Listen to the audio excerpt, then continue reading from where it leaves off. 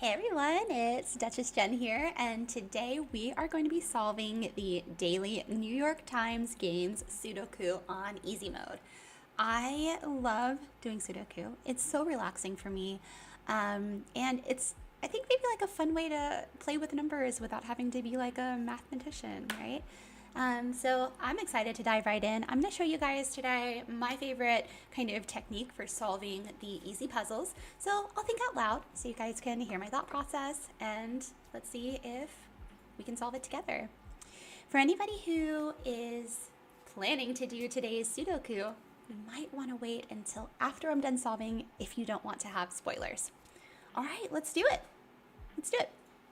So first, I like to go horizontally, and I start from number 1 and I work my way down to number 9, or rather up to number 9. And so what I'll be doing is I'll be going square by square. Oops. Oh, hey, I've never done it on desktop before. I usually do Sudoku on mobile, so it's fun to see how the note taking works on desktop. Okay, back to it. So I'm going to start with the number 1, going from cell to cell and making sure that there are no conflicting numbers. And what that means is that when I'm on this first cell, I will be looking to see if there is a number 1 horizontally, vertically, and also inside of its same 9 square grid. Perfect. So in this first spot, we would put a 1 if we could, but there's a conflict. There is a 1 in this vertical column here, so 1 cannot live in this box. I do the same thing on this box. Can a 1 live here? Possibly. So I'm going to go ahead and mark it with the number 1 to remind me that that is a safe space for the number 1 to live. I don't usually do this on easy puzzles, but I think it's a great way for everyone to see how the note system works inside of Sudoku. So 1, 2, 3, 4. Oh, sorry, I got ahead of myself. Let's check this square for number 1. It looks like a number 1 can go here because there's no conflicting 1s vertically, horizontally, or inside of that grid. So there we go, number 1. Can a 1 go here? Nope, it cannot. So now I repeat the process with number 2. Number 2 is already part of this horizontal row, so we don't have to see if it can fit in any of these boxes because it's always going to be canceled out by the fact that a number 2 already exists in this horizontal row, not roll. 3, 4, the next number is 5. So 5 has a conflict below it on this column. It also has a conflict inside of this square, so we're not going to put a 5 there. Let's move over to the next one. There's a conflict here inside of that same square. Let's go to the next cube. There's a conflict here at the very bottom of this column. That number 5 can't live here either. So hopefully, if we did it right, the number 5 can live here because it's its last opportunity to have a home in this row. So we check. There's no number 5 horizontally, there's no number 5 vertically, and there's no number 5 inside of this cube, which means that this is a safe space for the number 5. Yes. Number 6 is already inside this row. So let's move to 7. 7 could go here. So we'll place our marker number here. 7 cannot go in this square because there is 1 below it. 7 could go in this square because there is no conflicting 7 anywhere. And since we have 2 possible placements for this number 7, we cannot pick a permanent home for the number 7 because it could go in either one of these. And if it's wrong in one of these squares, then it will throw off the rest of the puzzle. We don't want to do that. Okay. We've just finished 7, 8, it's time for 9. 9 has a vertical conflict and a conflict inside of this cube, so it's definitely not going there. 9 could go here because there's no conflict inside the cube, horizontally nor vertically, so I'm going to go ahead and put a place marker there. 9 can't live here because there's a 9 inside of this grid, and since this is the only place that we found that a 9 can live horizontally, this is going to be a permanent number 9. Boom! Now that we've finished this row, we can actually go back and look and see that 7, how can I explain? 7 could belong in either one of these, right? But this one also has a possibility for 1 to fit inside of it, so I can't make a solid, confident decision on either one of the 1 nor the 7 in this particular cube. However, this space only can hold a 7, so I know that that 7 is going to live there. We'll go ahead and put it in. Once we add the 7, we've got to remember to go back and remove the 7s in the notes because that 7 can no longer live here because the 7 we've just placed creates a conflict. So that leaves this square being only a number 1. Ta-da! And we've just finished our first row. So I repeat the steps going down. I'm very, very excited about this. I'm so relaxed right now. So 1 can go here, nope, and yes. So we're gonna speed up a little bit and let's see if we can keep up.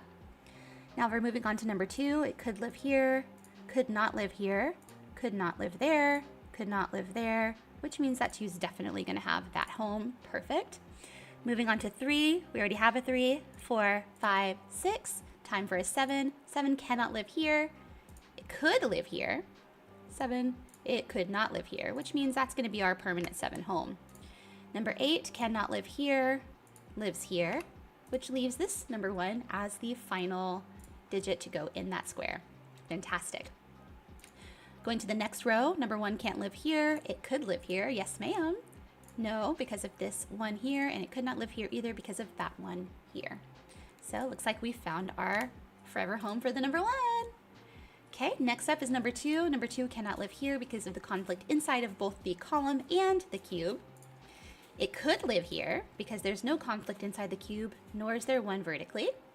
But it cannot live here because there is a 2 vertically in the way of that home. So now we see that the 2 can only live here. 3, 4, 5.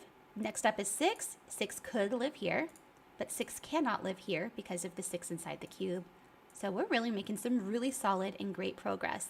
The last number left is number 7. We don't even have to do process of elimination here because that's the only number left.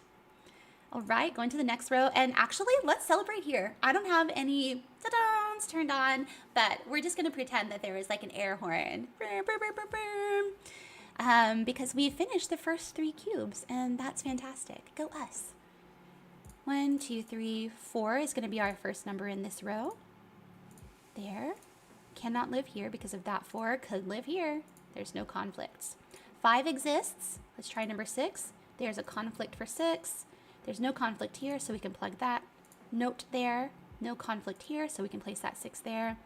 If a 6 wanted to go here, it couldn't because that 6 is being mean. It says you can't live in my column. That's rude. I want all the numbers to be friends. Okay. 6, now we're on 7. 8 could live here. Could not live here because of this 8 in the same column. Could live here. Could it live here? Nope, because we've got an 8 inside of that cube. Now we're moving on to 9. 9 cannot live here. Cannot live here. Could live here. Could live here. So now we go back and look through, now that we've kind of placed our notes, which square only has 1 digit. That 1 digit tells me that's the only number that can belong there, so we can go ahead and plug it in permanently. Since we've added an 8 here, we've got to go back and clean up our notes, meaning that we now have left 4s that could go here or here, so we can't place that permanently. A 6 that can go here or here. Since there's 2 spaces possible for the number 6, we cannot put it permanently just yet. And then finally, the 9s also have 2 spaces as a potential. So we are going to leave those intact until we have further evidence that it can be the only number in that spot. Moving on. Row number 5. 1, 2, 3, 4, 5. Yes, ma'am. Number 1, we need to find number 2. It cannot live here because of this 2. Cannot live here because of the 2 above it. Could live here, so let's place a note. Could not live here because of the 2 above it. So that is a permanent 2. 3. Next up is 4. Could live here. Could live here, could live here, and it could live here. So we're definitely not solidifying a number 4 just yet. Next up is 5, could not live here. 5 could live here.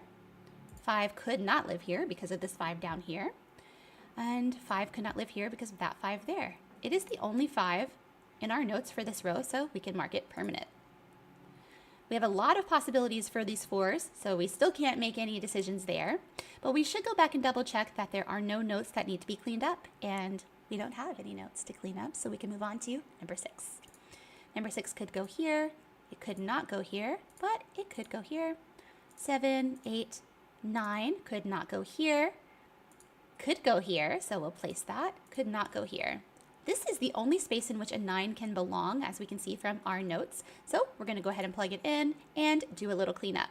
So now that we've placed this 9 permanently, this can no longer be a possible 9, so we'll remove it. When I remove that, that means that we only have this space on this horizontal row as a possible 9, so we're going to plug it in as a permanent home. Once we've done that and we've finished our cleanup, we see that 4 is alone in this cube, so we can go ahead and permanently place it. Now that we've permanently placed that 4, we've got to do cleanup. 4 can no longer go there, but also 4 can no longer go here. And so now we're seeing our puzzle start to come together. Since we've removed those notes because of what we've placed so far, this tells me a 6 definitely goes there. Do a little cleanup, remove that 6, which leaves us with, oopsies, 4 here and 6 here. Wow, you guys are awesome. Number 1 on this next row is already here, so we'll do number 2. Once I'm here, I see that this cube only has 1 space left, so we can just discover what that number is. We already kind of know it's number 2 just because of how quickly we landed on the number 2 here, but let's double check. 1, no 2, 3, 4, 5, 6, 7, 8, 9. So we can confidently place that 2 there. Very good. We can also go back and double check our work. 2 couldn't live in either one of these 3 spaces because there's already a 2 inside that cube. Could it live here? No, it couldn't because there's a 2 already above it and inside of its cube. So we picked the proper place for that 2 based off of the numbers we've put in so far. 3 is already here, so let's look for spaces for 4. Could go here, could not go here, could go here, could not go here. We already can see right out of the gate that this is the last square available inside of this larger cube. Well, it's not a cube because it's not 3D, but I guess I should probably change my language. Inside of this square of 9. We can do the same thing here where we count up and find out what number belongs there, aka which number is missing from this grid of 9. 1, 2, 3, 4, 5, 6, 7 is missing, so we can place that 7. Okay, now we're looking for 8. 8 could go here, it could go here. Oopsies! Uh-oh, I think... Okay, good. The note stays there. That was an accident. We didn't want to put the 8 there. We wanted to put a note here for the 8. So let's put our note. Okay, 8 could go here, 8 could not go here, and 9. Let's go back through. It seems we might be missing a number. Did we bypass 6? It looks like we did. So let's go back and make sure we plug in our 6. Cannot go here, could go here, could not go here. So now that we've gone through the possible numbers, we see that 4 is definitely going to live in this space. We'll do a little cleanup, leaving me with 8 in this space, and a little bit more cleanup leaves me with 6 in this space. And now we finished our second set of cubes. Moving down to the next row. Do you think we can finish this all just going horizontally? I'm so excited to see if that's possible today. Okay, there's no 1 yet on this row, so we'll start there. 1 could go here, could not go here, but yes, could go here, and also could go here. So we cannot make a permanent distinction just yet. Number 2 is already on this row, so it's number 3, so move on to 4. 4 cannot belong here because it's already in the column. 4 could go here, could not go here, could not go here, but could go here. Moving on to 5, which could go here, could not go here, nor here, nor here, nor here. So we can confidently place the 5 in this first space because it's the only one that can hold a 5. Moving on to 6, cannot go here, nor here, could go here, but not here. It's the only 6, so we can place that 6. There we go. Okay, number 7. Can't go here because there's a big old hunkin' 7 inside of this grid. Can't go here for the same reason. Could go here, and it's the last spot, so we can place it. Okay, 8 cannot go here because there's already an 8 in this row. And then number 9. So we can go back and permanently place 1 and 4 because those are the only possible numbers that could go in those 2 spaces. Number 1, nope. Number 2, oh, sorry. Number 1 in the second spot, yes, could be. In the third spot, no, but in this spot, yes. That spot, no. Moving on to 2, we've got that in place. Number 3, nope, but yes. Oh, that's not a 4. That's not a 3. That's a 4. Could it go here? No. Could it go here? No and no. So that is our permanent 3 placement. Moving on to number 4, could go here. Yep. Could not go here. Could not go here. Could go here. Boom. Okay, number 6 could go here, could not go here, could not go here, could not go here. Perfect. This is really coming together. When I do the harder puzzles, like moderate, hard, or even expert, I love how it feels to begin plugging in the numbers and watching the notes just get smaller and smaller with possibilities. It's so satisfying to watch the game kind of clean itself up. So we've just placed 6. We move on to 7. Nothing there, nothing there. 8, we already have an 8. We have a 9. I don't know why I said nothing there. That's silly. I think we accidentally skipped over 5. So let's go back and see where 5 can go. I think we already see the answer. It can go here, but it cannot go in these last two because there's a 5 here in that grid. So we'll permanently place that 5. We're left with a definite 1 and a definite 4. So let's place them. My gosh, we're right here at the end. We've done it. I'm just gonna solve it. This 1 can go there, 2 can't go here, 2 can't go there, nor here. So 2 goes there, 3 goes here, 4, 4 here, 5, 6, 7, 8, and 9. Oh no, I clicked before it could show me the pop-up, but we did it. We did it. Congratulations, everybody. I hope that was very helpful in teaching how, or at least one way, to solve a Sudoku. If we hadn't solved it on the first horizontal pass, we would have then done the same thing, but vertically instead. But since this was an easy puzzle, they gave us a nice W by allowing us to solve it horizontally and horizontally only. I hope you guys will join me for my next Sudoku play. And if you like to watch Sudoku and any other game, go ahead and hit subscribe. Maybe you can even share it, leave a comment. What would you do differently if you were solving this Sudoku today? In the meantime, can't wait to see you guys next time.